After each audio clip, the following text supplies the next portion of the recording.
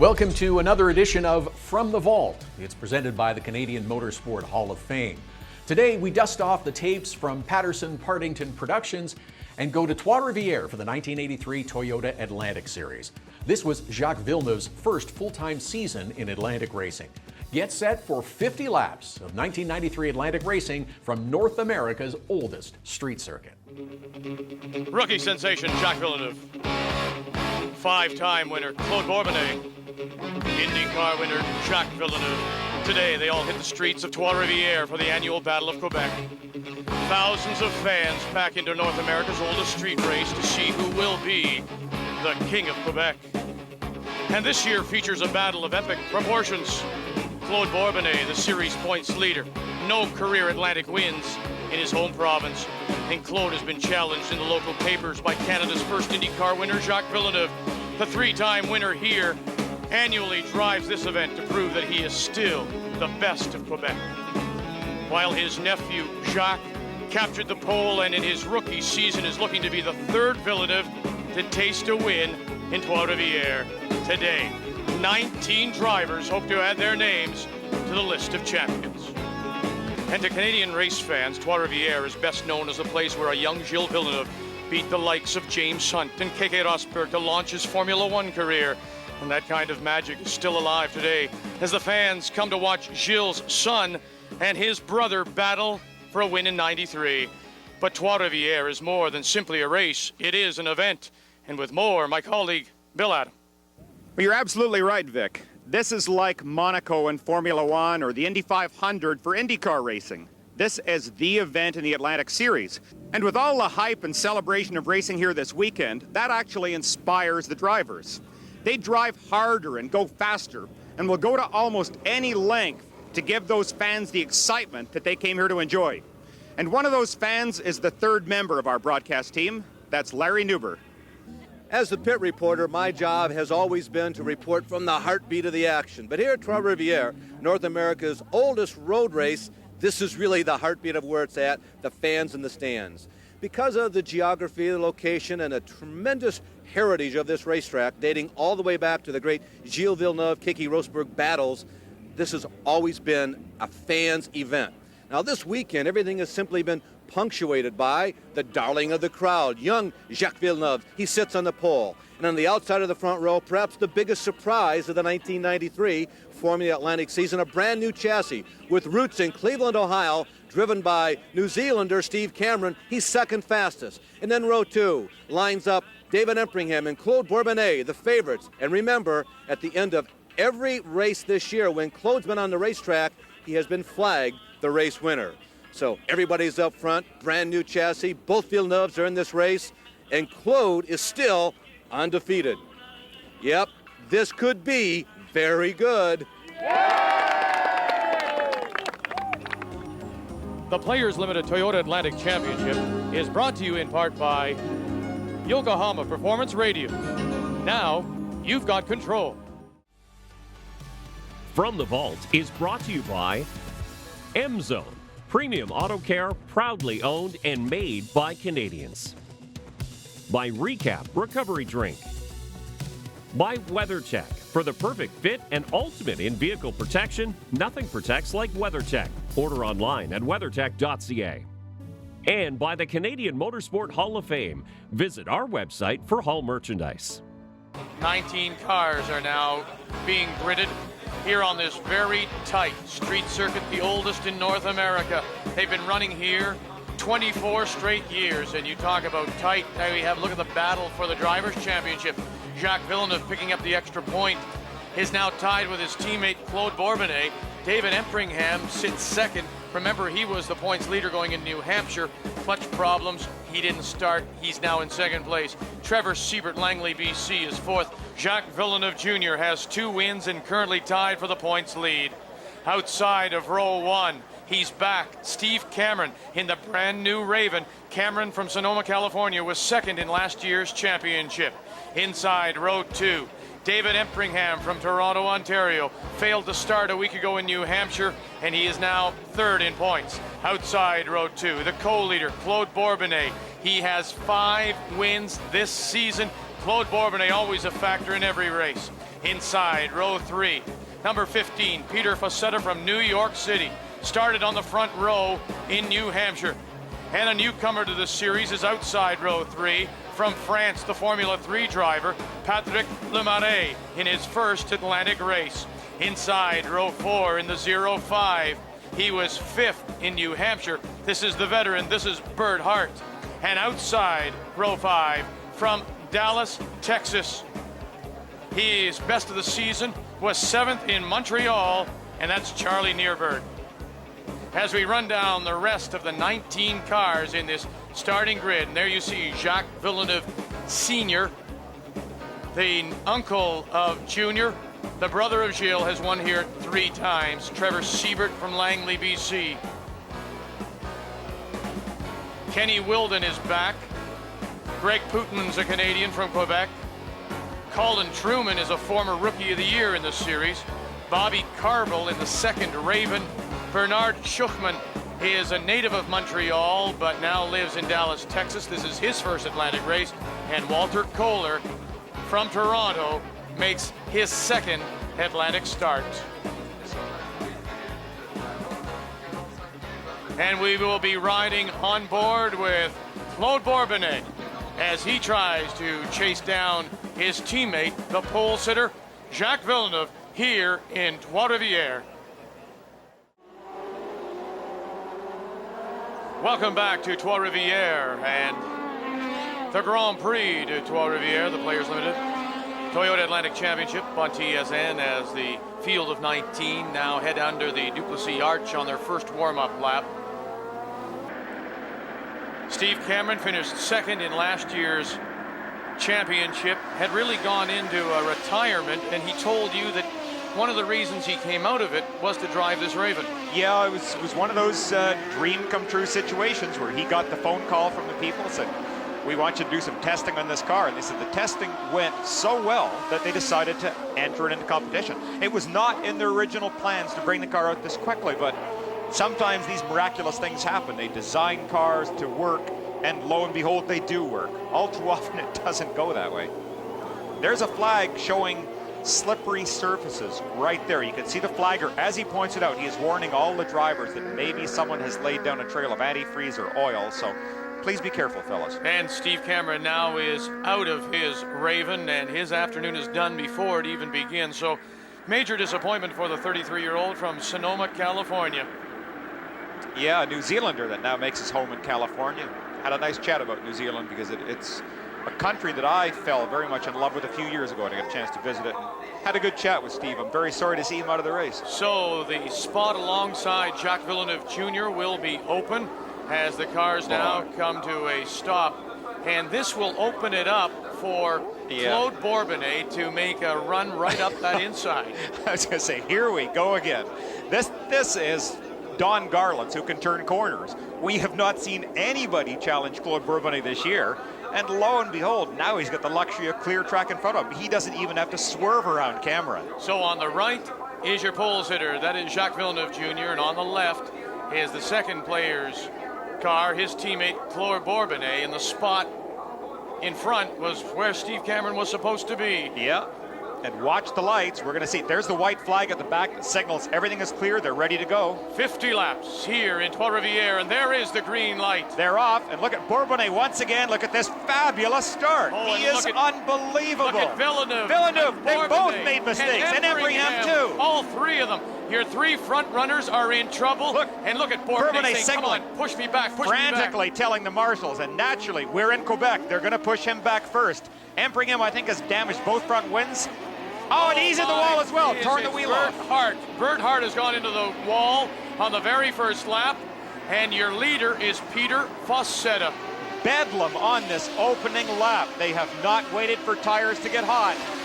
This shows the pressure, the tremendous prestige associated with the Grand Prix de Trois-Rivières as David Embraham rejoins. Now, with luck, I think what is going to happen here is we will require a pace car to come out on the track. This may give David and the two players' cars at least a chance to catch back up. Peter Fossetta is your leader. Another newcomer, Patrick Lemarais from France, Formula 3000 driver in his first Atlantic race, is in second place. just unbelievable happenings on this opening lap. Our field, look at everybody sliding out of these corners. Nobody is getting traction. Kenny Wilden up safely through there.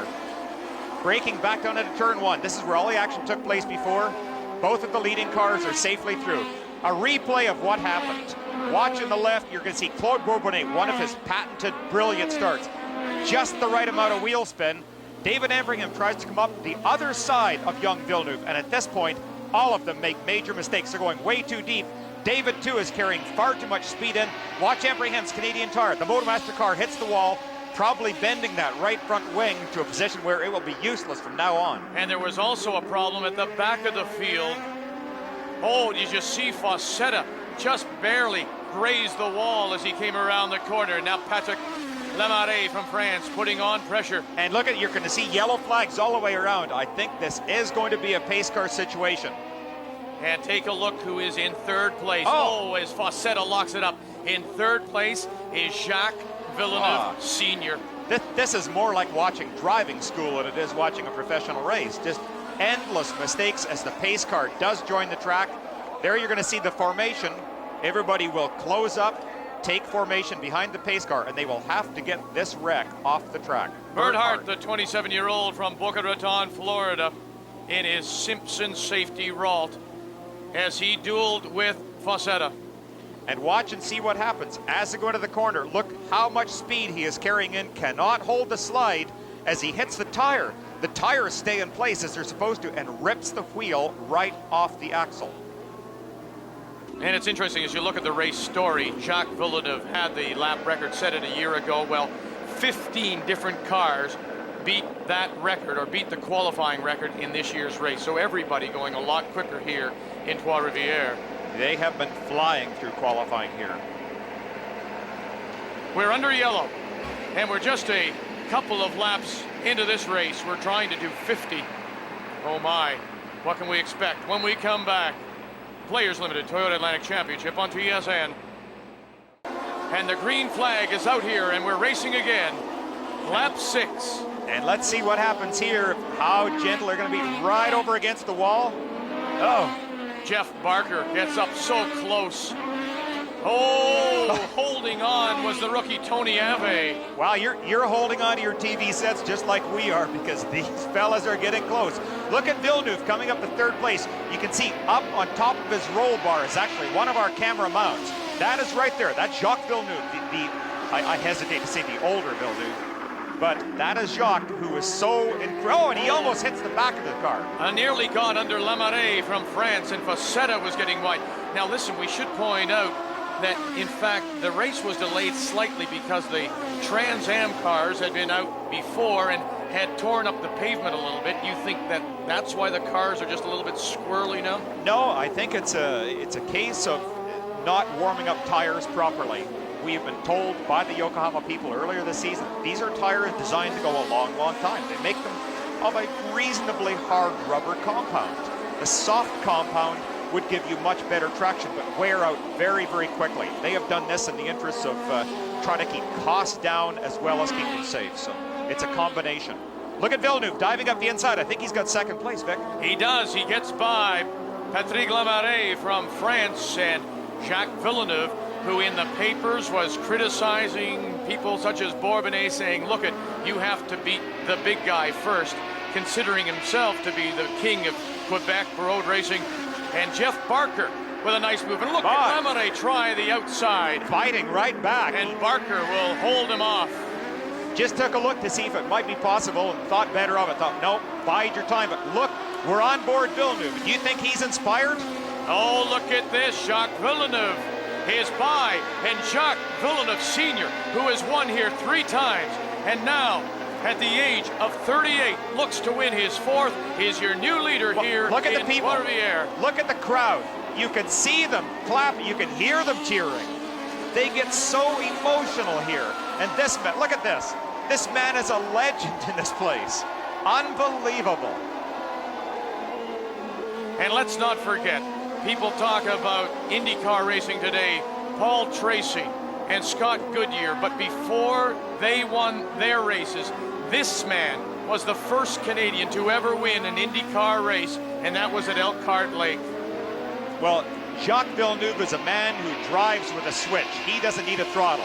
It's either on the floor or under hard braking. There is no in-between stuff with Jacques. And that is the biggest criticism of him as we look back through the field. Now there is the second Raven. That's Bobby Carville. And young Jack. And Jack trying to go inside on Colin Truman, and Truman closes the door. No possibility of that move at all. And Jack was very wise in backing off. You can see there is Jack right behind Claude Bourbonnais, right behind him, David Embringham. So the 3 points leaders are nose to tail. They are all right there waiting to drop the hammer down on the Truman car. Well, Villeneuve Jr. currently running in 8th place. Truman just ahead of him. As we look at now how Villeneuve Sr. got by Fossetta. This is coming down the long straight. You can see Fossetta really got baited into staying wide. He did not have to do that. That was a real tactical error on the part of Fossetta. It allowed Villeneuve to get onto the proper part of the track, take the good line. I don't know why he would do that, other than just maybe the pressure of the moment. Claude Bourbonnais has gotten by, so has Villeneuve. Truman now is dropping back, and the next person is Mimo Schiattarella in the Ethnic Ad car, has the 2 players' team cars, and David Embringham start to move up as we go with Jacques Villeneuve Jr. And you can see it just at the end of the straight was where we were a second to go. Now we're coming down through the section of track where Jacques Villeneuve Sr. made us pass a moment ago. Up ahead, the car holds ground wisely. That is the proper line. There is no reason to move off it. Mimo Schiattarella, the 25-year-old from Italy. Blue flag being waved violently by the marshal saying, get out of the way. Oh, Schiattarella gets caught up, and he closed the door on Bourbonnais. Down the front straight, you can see there's a fair bit of room. Now Jacques has some time to settle down. On board with Claude Bourbonnais now. And watch up ahead. Look at the view that we're getting. And Schiattarella, moments ago, closed the door, but this time Bourbonnais, and he gives him a bit of a wave as the way by. And that was very nice. It was sort of saying, welcome to Quebec. Look forward to having you back someday. I think you're going to see him drive very, very strongly at this point. David Embringham quickly up past us there. Claude Bourbonnais. Well, what that little incident did, Bill, with Bourbonnais and Schiattarella, it allowed Embringham to move up a position, and now it's Embringham putting pressure on Jacques Villeneuve Jr. And up ahead is the Raven of Bobby Carville from Johnstown, New York. And I believe they will make very quick work of that Raven. These guys are all just flying around this track. They're closing up very, very quickly. They have a lot of incentive going for them, where Carville does not at this point. It's a brand new car. He does not want to risk that car. These guys, they're in the hunt for a championship battle. Well, look at the move by Jeff Barker. As Barker has there's contact. Fossetta is into the wall at turn 1, and Fossetta loses it, and now is looking for some kind of a push to get himself restarted. He has stalled the car, obviously. He's requesting the flaggers to please pull him off the track. Let him bump start that car, put it into gear, pop the clutch out, get it rolling again. Peter Fossetta, the 27-year-old from New York City. A replay of what happened. Watch as he starts to turn in. There's a car alongside him already. And looked like he may have made contact with that left front tire of Patrick Lamaret of France. That's exactly what he did, Vic. His right rear and the left front of the other car made contact, just enough to put him sideways a little bit. But there is your leader, Jacques Villeneuve Sr. He's talking about P1 Racing, and they are the team that own the car that Jacques Villeneuve Sr. is driving, and it is a 3-year-old Swift. And the complaint has been that the Swifts aren't as competitive, but Villeneuve today is making it competitive. Well, I think Trevor Sievert showed us back at Halifax that the Swift can be competitive on certain tracks. They may not have the necessary advanced aerodynamic packages that the Ralts have, for example, but on a track like this is basically a point-and-go track. You get the car turned in the corner, snap on the throttle, much like what Jacques Villeneuve loves to do. Brake as late and as hard as you can, turn the corner, back to the floor again. So. Oh, both Bourbonnais and Villeneuve Jr. locking them up a little bit. As you look at Barker, the number 19 car is currently in second. Villeneuve is third. His teammate Bourbonnais fourth. Embringham is a distant fifth now. Once again, Claude locks up that right front brake. Both of these drivers are getting the maximum adhesion, and when the smoke appears, that's going just a bit beyond maximum. And as they work their way through the field, they're coming up now on a back marker who was among the leaders, and that was Patrick Lemarais from France. And either something has gone terribly wrong with his car, the former car of Stuart Crow in the series. Oh, and look at this, they hit. They hit. They're both off the track. Taken each other out. Claude Bourbonnais continuing. He was inside young Jacques. Jacques did not see him. That was Claude's corner. That was all. And look at the left front wheel. And Bourbonnais, he is out. He cannot possibly finish the race like this, Vic. He's going to lose a tire. His front end is bow-legged, as it were. Unbelievable. Barry Green is going to be livid when he sees this. Look at Jacques and look where the other car is when he turns in. He was right alongside him. Totally Jacques Villeneuve's fault. And look at Jacques take his hands off the wheel as to say, what do you expect? Unbelievable. This is the dream come true for David Empringham as well, because what this is going to do to the points battle is going to bring it right back into David's favor. Look at Claude out, hoping that maybe he can bend it back. Oh, unthinkable. So the two players limited cars take themselves out of this race here in Trois-Rivières. Claude Bourbonnais continues to look for any possible hope to get back. Here he is. He's going to try and get back into the race. He will strap himself back inside this car and try and rejoin. He's a competitor from inside. Claude. We are inside Claude's car right now. Watch the move cleanly up the inside. Here he goes. Right alongside young Jacques at this point. That is his corner. Let's go down to Larry. Jacques, toughest conditions of all. Try and talk to someone, understand. Understandably, you must be upset. I really am, because already on the start on the inside he didn't manage turns to go straight as well, and he does it again there and banging into me and finishing my race. I know it's an important race, but that's not a way to race. In your opinion, could he have seen you through the mirrors? Could what? Could he have seen you where he was and you were? Well, he was behind me, so I don't think he could have seen me because he was behind me and he had no way there. Okay, Jack. Well, so a very upset Jacques Villeneuve Jr., who believes that it wasn't a good place to pass. That is emotion talking right now. I think when he settles down and sees a replay of what happens, he is going to realize that that was not Claude Bourbonnais' fault. Claude did a perfect pass on him. He got up alongside. Once you're equal to another driver, then the corner is yours. And Claude Bourbonnais, with the help of some trackside workers, looking still to get back into this race. This is letting us see the importance of the ever-important single point. If he can get 1, 2, 5 points, anything from this race, he wants it, because they're all tied up in the championship. Young Jacques is not a happy man today, but I think when he watches the replay of this incident, he will understand that no, I'm afraid that was his own fault. Jeff Barker currently running in second place, and David Empringham is now in third. All right, let's go down to Larry. Tough times down here in the pits. First of all, about the incident involving both cars, Barry. Did you see it at all, and could you make any judgment call? Well, obviously we saw it, Larry, right in front of us. Judgment call, well, they're both my cars, I know that. They were both blue and white. I got to go back and really have a look at the tape, I guess, but I don't think it was a very smart move on Claude's part. I kept trying to tell him to take it easy because we had a long way to go in the race, and I believe we were still well in touch with the leaders. So obviously we're very upset. We're out of this race, such a great race, and we'll be back here.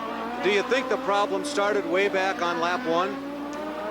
Yes, and exactly what happened there, I don't know. You know, the track is a little slippery on the inside.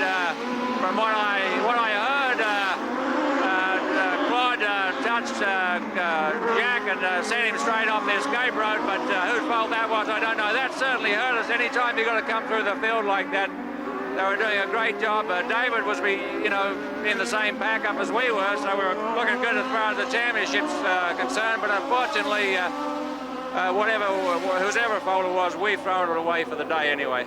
One final question, and by the way, we really appreciate your courtesies. It's a very busy man right now.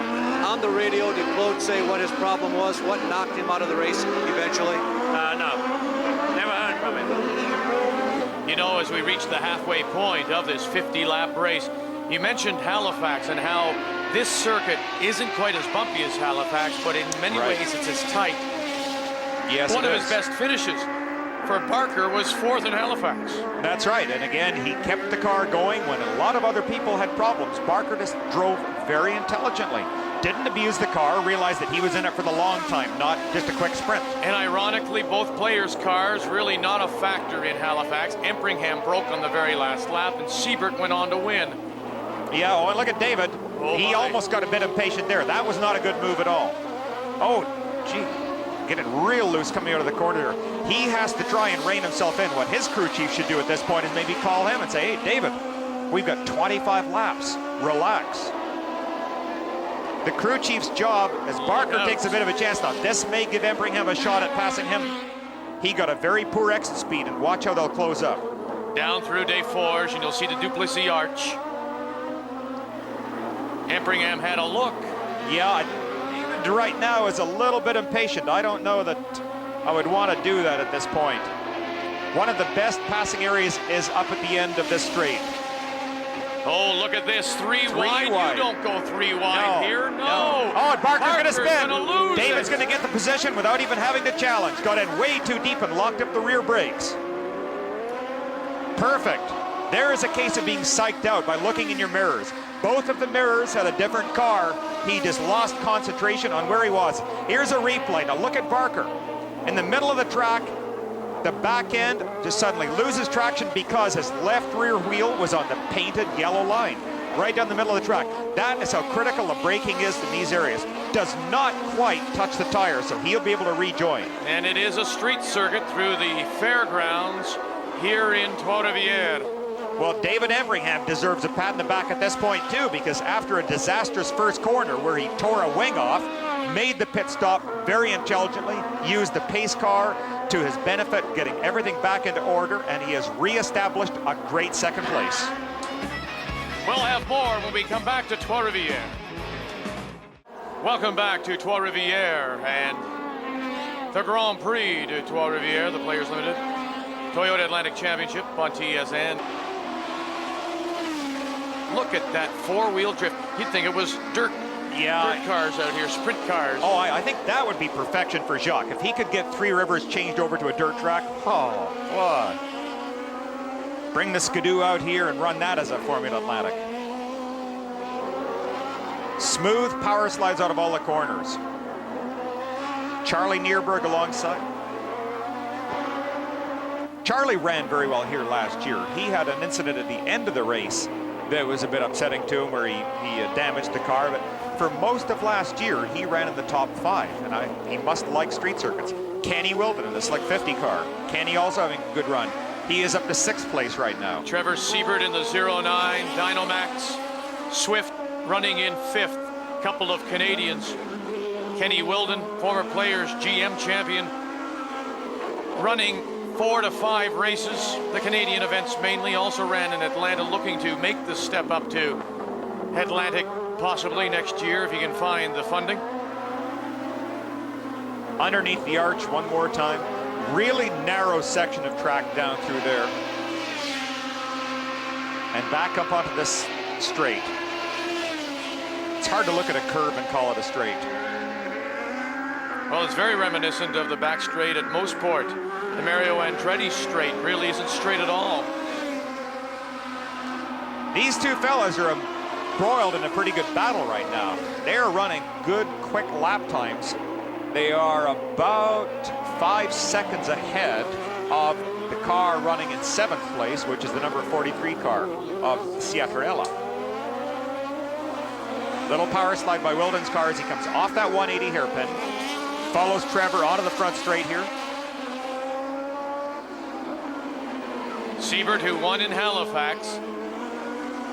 Wilden in his rookie year of Atlantic racing. You can see part of the crowd here today in the background.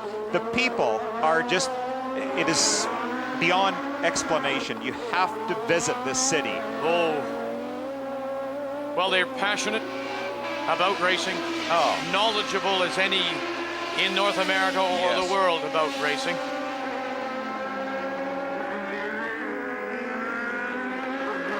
I think it's like talking to you about golf or baseball.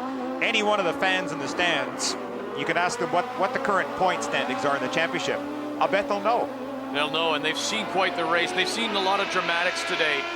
I mean, we saw them cheering when Jacques Villeneuve Sr. took the lead, getting by Fossetta. Yep. And then they've seen, you know, the son of the legend, Jacques Jr., taken out by a teammate. That's right. Both partly to blame. I mean, it's had a race so far, Bill, with a lot of drama, a lot of stories to it. It's in one way, it's probably a good thing that it was Jacques' own teammate that took him out, because if it was an American or an English-speaking Canadian, they'd probably have had a rope up. Somebody that was going to knock their hero out of the race. I don't think he would have lasted very long. But if this man continues on to win the race, there is going to be such an eruption of emotion. Oh, look at this, look at this. David's catching him. He is now shown as being 5.7 seconds behind him. 16 laps to go, so you can see there is lots and lots of time for David Embringham, making a spectacular charge from dead last. You remember after the pace car, he was the last car in the field. And remember as well, when Larry was talking with the crew chief Baltimore about this, you know, what they did was smart. They always kept in mind where the pace car was. So important. They never lost their place. No, it's the value of an experienced crew chief. It's so much more than just preparing a car, than welding the pieces together and doing the right wiring and making sure that everything's reliable. It's the knowledge of the track and how to take advantage of situations with pace cars. They had a damaged front wing that would seriously detract from the handling. They finally got it fixed. They put David back onto the track with an excellent car. They are now giving him the chance that he needed to get back into that position of challenging. Well, there's no doubt racing here in Trois-Rivières is a driver's dream, and David Embringham very excited about racing here in Three Rivers. Well, coming to Trois-Rivières, it's a very French-Canadian focus, and I'd certainly like to be a big part of an upset this weekend. But it's a fun track to be at. The city really supports it, and I believe it's a very important race on our schedule. Well, it sure is an important race in the schedule for many people. Oh, look at Villeneuve getting sideways. And look at Embringham. The Motomaster car is closing very, very quickly right now. This is additional inspiration. When a driver can see his challenge immediately ahead, after what David has gone through, it tends to just inspire you more. All of a sudden you realize, that's what I have to do, right up there. And when he can see that he's closing on Jacques, it almost gives you an added strength and an added desire to win. Without a doubt, but it has to be controlled. I think he is doing that. We have not seen any signs. And again, look at just beautiful passes. David is so intelligent in these cars. But also Colin Truman, to give him credit, saw him coming, saw he couldn't close. Yes, that was a cooperative action. David chose, sometimes you get a car moving over, and if the driver does not have the talent of a David Embringham, because he is unsure, he may or may not take the pass, and as a result, both cars tend to go slowly through the corner. David saw the opening, it was a forceful move, took advantage of it. 1.96, here comes Embringham trying to chase down Jacques Villeneuve Sr. Well, this could be the story of the year to date, when we get a car going from last to first. Now, he's last to second. We'll find out if Jacques Sr. can do that, or Embringham. Can he win here in Trois-Rivières? Still to be answered when we come back.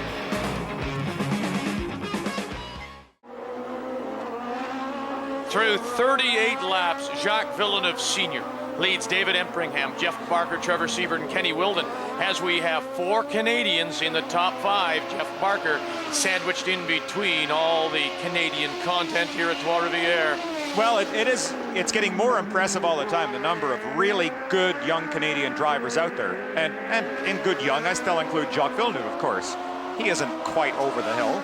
But the number of people, the Trevor Sieberts, the Kenny Wildens that we've talked about so many times, the David Embringhams, a lot of teams watch. Trans Am teams watch them, IndyCar teams watch them. There's a lot of talent. And look at how close David is getting. It's as close as it's ever been. So let's talk about the strategy of the two drivers. Let's talk about Villeneuve Sr. first and what he has to do to hold on. In Villeneuve's position, I think what he has to do is realize that, yes, David does have perhaps a slightly better car. He is more familiar with it. I'm not necessarily saying a faster car, but a better car because of his familiarity. What Jacques has going in his favor is crowd support. That will give him incentive. He can take the position of going any place in the track he wants. And also, he has got much, much more experience than David Empringham. Perhaps use the experience and bait David into a position where David suddenly gets in over his head before he realizes it. All right, for Empringham, he has to do what? Not go too quickly, pick the spot. Be patient, yes, be patient, and most of all, pick the spot. All he needs is one place, and I say, David, take your time, get the safest spot possible, which would be at the end of the long straight. It's relatively smooth there. You can see David locking up the brake a little bit over the bumps and through these 180s. Now the other spot is down going into turn 1. Here he's closing right on the look at the crew. They can't help it. They're like, come on, David, go for it. Up ahead, Mimo Schiattarelli from Italy, about to be lapped by Villeneuve Sr. and David Empringham. And we have 10 laps to go. Excuse me, Vic, it's so very difficult to control your emotions at this point. You can see your goal. Your goal is sitting 10 feet in front of you just to get past. That's all you can think about right now. But control. Now look, David got a real good run onto the straight. This may give him the opportunity to pass. I don't know, it's not going to. Schiattarelli's going to force. I think if he had not been there, that may give Empringham the shot. And look at this, Villeneuve carefully blocks. That's a perfectly legal move what he did. He got off the gas a little bit, empringham to make David back out of the gas, and then he get back on it. It's a faking game. And there's David! Right inside, and quickly. David Empringham is your new leader here in Trois-Rivières. The crowd, watch the crowd. Look at the crew. They're going crazy. You can even hear the crowd. This is magnificent. Here is an obviously partisan French-Canadian crowd. They are cheering for David Empringham. They're appreciating his brilliance in the car. That is marvelous. But interesting because it was almost, it happened so quickly, you thought something was wrong. Spectacular, a decisive move. Just what he had to do.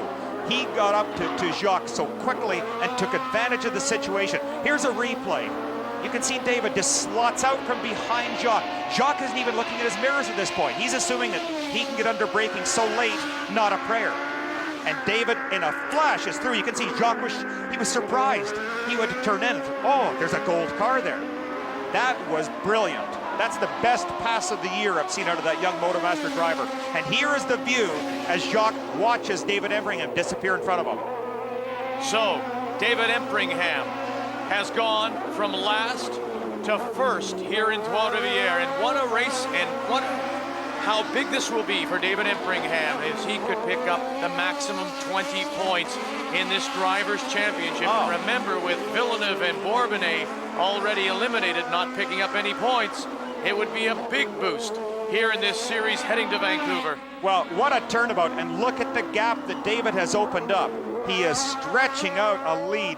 Very, very strong. Look at this. And you can see in the background, Villeneuve's exiting the corners, getting lots of power oversteer. He's still trying, but David Empringham is rocketing away from him.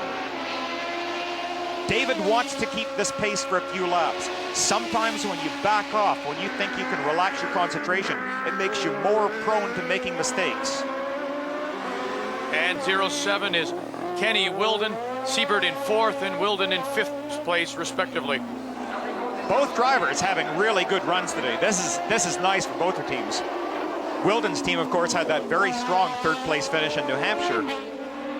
Whoops. Oh. That was Trevor doing one of his Halifax imitations. Yeah. Steve Kinsler, dirt track, modified driving. Well, as we say, this track very reminiscent of Halifax.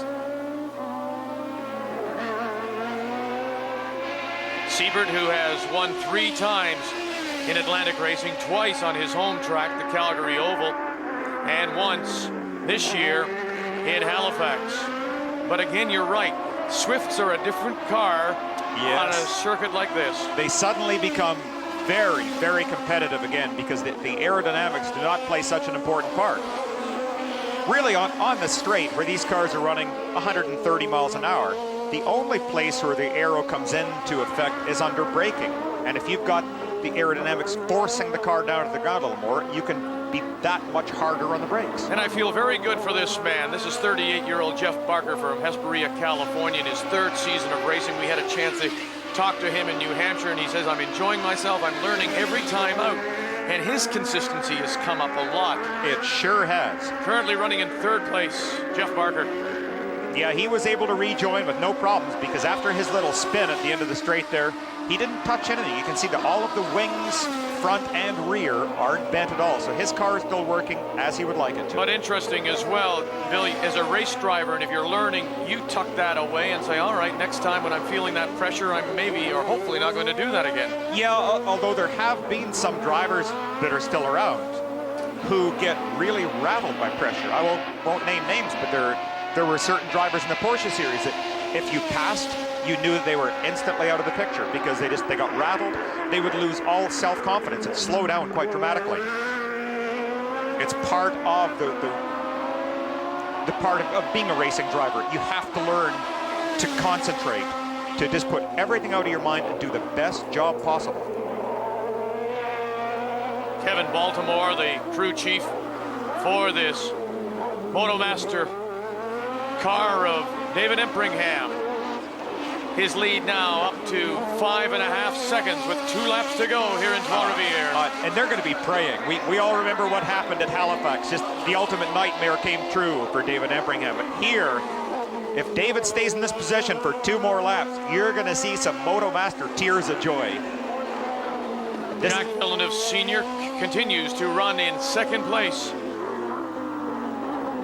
And his 3-year-old Swift, what a remarkable job he did, but with all respect, the car showed its age and maybe got just a little tired in the last 10 laps. Yeah, and I think Jacques himself got a little bit tired as well. It was quite a surprise when we saw him qualify 10th. We really thought he would be higher up. So maybe the rust is telling a little bit. The emotion of the day, that overcame a lot in those opening laps, but at this point, he seems to be slowing just a touch and maybe is willing to settle for second, realizing it's a lot better to take a good, safe second place and a nice payday rather than risk throwing it all the way against the wall. David, you've got 1 more lap. Last lap. Oh. And David Empringham, who couldn't get off the grid because of a broken clutch a week ago in New Hampshire, found himself in a first lap incident with Bourbonnais and Villeneuve Jr. forced to go into the pits. Had the pit crew put on a new nose, found himself at the back of the field, has worked himself through that field into first place, and at the same time saw his main competitors, Bourbonnais and Villeneuve Jr., the 2 players limited cars, take themselves out. And now Empringham stands to pick up a precious 20 points here in Trois-Rivières. Now, I've got a question for you, Vic. Do you know what kind of gears he's got for this weekend?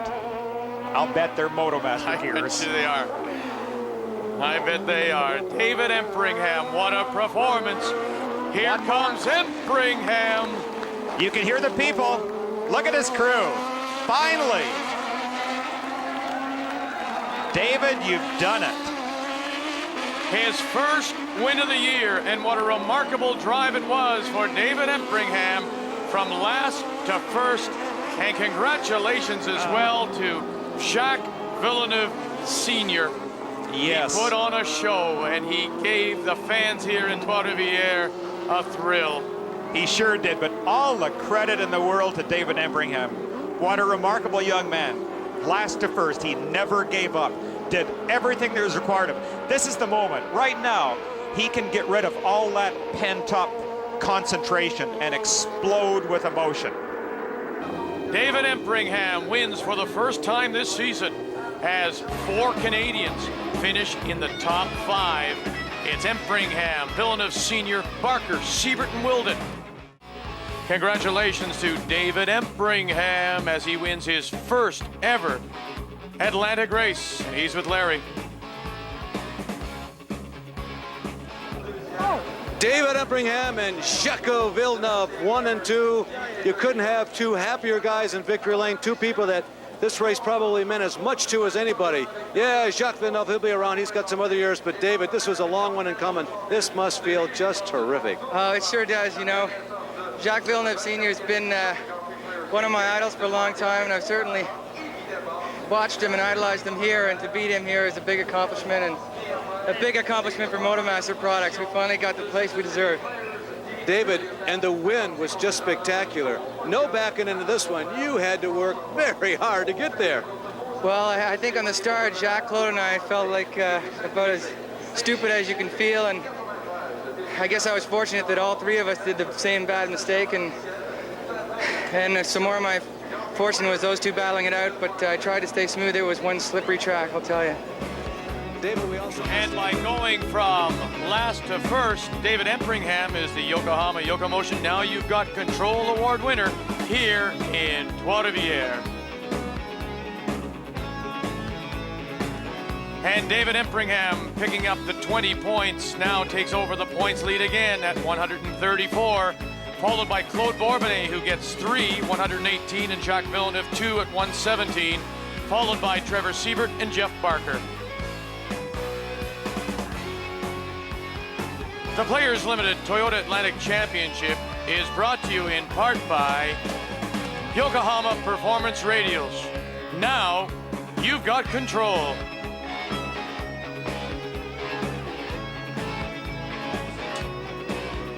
Make sure you join us for our next race from Vancouver, August 28th at 5:30 p.m. Eastern Time. On behalf of Bill Adam, Larry Newber, and our entire crew, I'm Vic Rauter. Goodbye from Trois-Rivières. Wonderful to see David Empringham outpace Jacques Villeneuve Sr. on the streets of Trois-Rivières. If there's someone who you feel deserves to be in the Canadian Motorsport Hall of Fame, please go to cmhf.ca and look up how to induct a racer or builder. Check out the Hall of Fame clothing store as well. I'm Todd Lewis. Thanks for watching. From the Vault is brought to you by M-Zone, premium auto care proudly owned and made by Canadians. By Recap Recovery Drink. By WeatherTech. For the perfect fit and ultimate in-vehicle protection, nothing protects like WeatherTech. Order online at weathertech.ca. And by the Canadian Motorsport Hall of Fame. Visit our website for Hall merchandise.